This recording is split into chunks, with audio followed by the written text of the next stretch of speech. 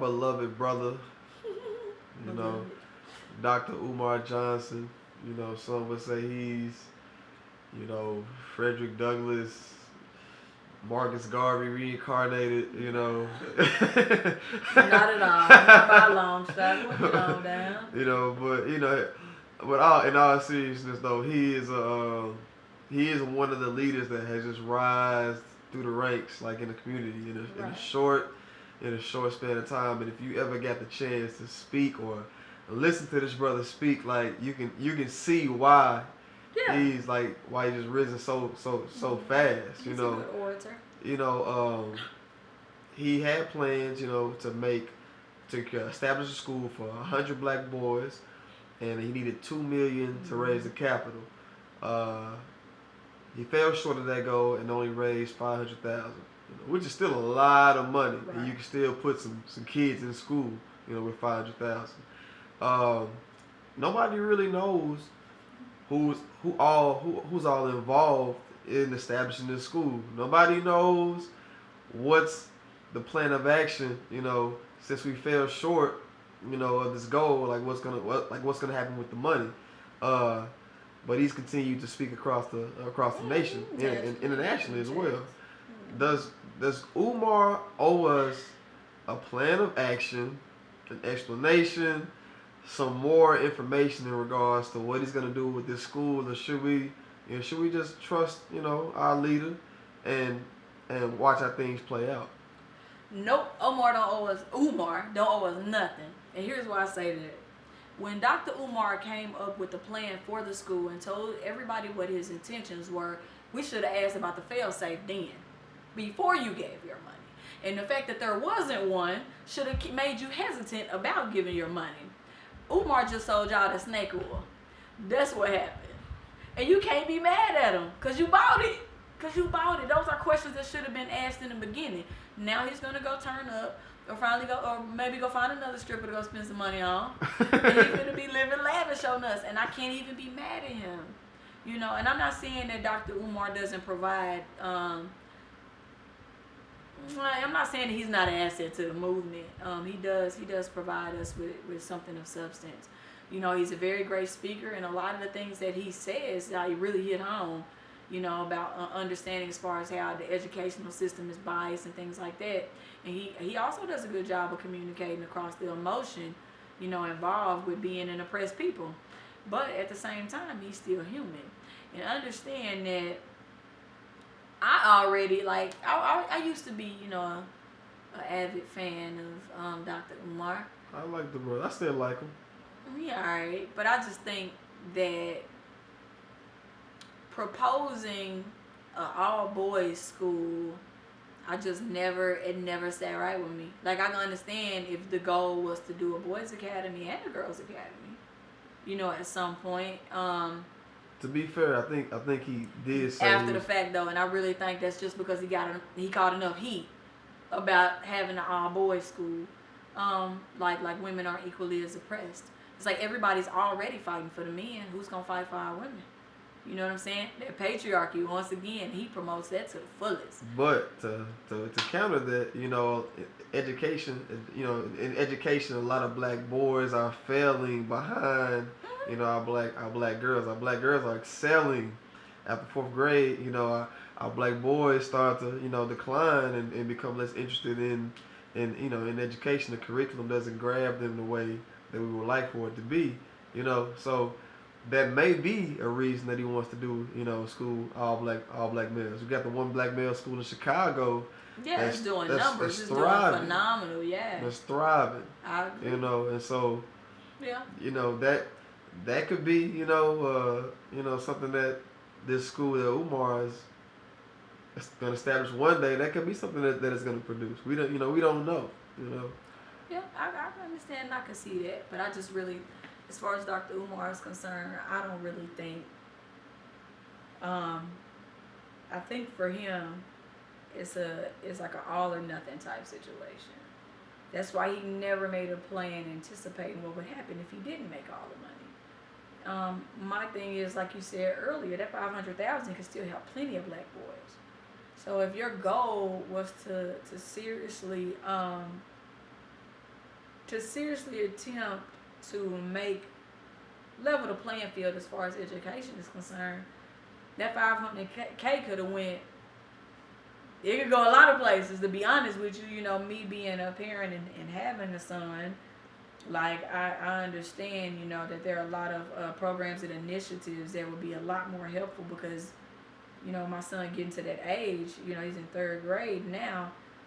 You can see that disinterest. He still does excellent because, the number one rule in my house is no dumbassness. But when it comes to spending money, like that could be towards, he could have developed a tutoring program that would have cost way less than building a full-fledged academy. Or, he could use that money to fight, to push school reform, education reform, to level the playing field. And that $500,000 to go a long way. But that's why I say you would be a fool not to question his motives at this point. Because he never had a plan B in case he didn't get the money. And after he doesn't have it, he just ain't even mentioned it. Which should also raise another red flag because the average person by now, I understand when the goal first came up, when the timeline finally came up and he didn't have the money. Okay, maybe he wanted to wait a little longer to see if he could raise some more. You know what I'm saying? How much of his own money did he actually put in that pot? Because I know he gets paid for lectures. You know what I'm saying? Then on top of that, when you decide that, okay, I'm just not going to say nothing, he feels like he don't owe nobody, any explanation. Which should let you know what his intentions were to begin with. I just think, the things he has to say are an asset, but I would have never trusted him with my money anyway. Well, I don't think any of the leaders we have are really fit to lead because most of them aren't in a position that we want to be in. When you look at white people, the type of people they idolize are people like Steve Jobs, Bill Gates. You know what I'm saying? People that are successful. You know what I'm saying? The issue with the black community and why I say leaders aren't fit to lead because they're not in a position that we want to be in. I don't care who you are. It's like a plague in the black community where they want to convince you that there's something wrong with wanting to have money and be successful. We can't do shit if we ain't got no money. That's how the economy works. You want to preach all this shit about education. What's the ends though? You know what I'm saying? At the end of the day, I'm still going to be driving past. I live in Dallas. I'm still going to be driving past like neighborhoods like University Park, Highland Park with $2 million houses that I ain't going to never be able to fucking get in. Dealing with these people here. And then they try to make you feel bad for wanting that shit. I'm sorry. I want to own a Fisker. Like, seriously. Like, that's a plan for me. Like, I don't understand. I want that just because. You know what I'm saying?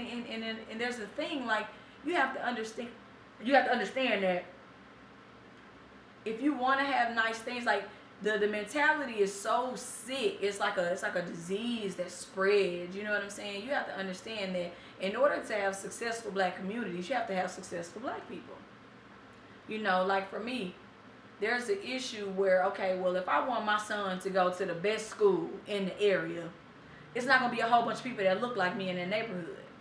And the fact that the conscious community is frowning upon me trying to get the money to live in a neighborhood, to make sure my son does get the best education, like then you have, like, you can't work like that. So I say our leaders are not fit to lead because none of them, in my opinion, are in a position I want to be in. Until you tell me that you own a percentage of a company or something like that that's actually out here making moves, just like if black people had money invested in big pharma or biotech or something like that, just like because of people like me who think on the next level, Google decided that they wasn't going to sell them, they got A shares and C shares, and they decided that they was going to keep a portion of their company by themselves just because they don't want to get bought out. Because that's the way I think. While everybody out here trying to drink alkaline water and burn fucking frankincense, I'm like, well, how about this? How about me and a group of my constituents get together and we buy a whole bunch of shares in a company? We could turn fucking Google into a black-owned company in a few generations. But black people don't want to do that because they're telling you that it's not noble for some reason to want to have money and have shit. Guess what? Guess who calls the shots in America right now? Big fucking pharma, because they have all the money. Money is how you get shit done around here. And until we get that in our heads, we never gonna go no fucking where. We can't fight these white people. They the fucking progenitors of evil on the fucking earth. They created war. That's their shit. You know what I'm saying? We can't mess with them on that level. But at the end of the day, we have people want to talk about Kemet and want to talk about Nubia. They want to talk about all this other shit and how rich we was kings and queens and shit. Why we not trying to be kings and queens now? Why the fuck was it cool for them to have gold and diamonds then, but we talk about people and call them ignorant when they want to have gold and diamonds now? Instead of talking about and remembering fucking Kemet, I want that now. I want that now. And everybody else should too. Why the fuck we gotta wait till the afterlife to have riches and shit? Why the fuck we gotta feel like, okay, you know what I'm saying, for me to be conscious, you know what I'm saying, I can't place value on material things. That's the world we fucking live in. And as long as we're in this particular world, we have to learn how to function in this one. We are not in a position to create our own system right now. And the only way we can create our own system is to leverage the one we already in.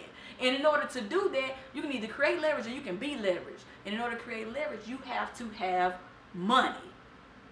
So your number one goal as a black person, get money. Period. That should be number one.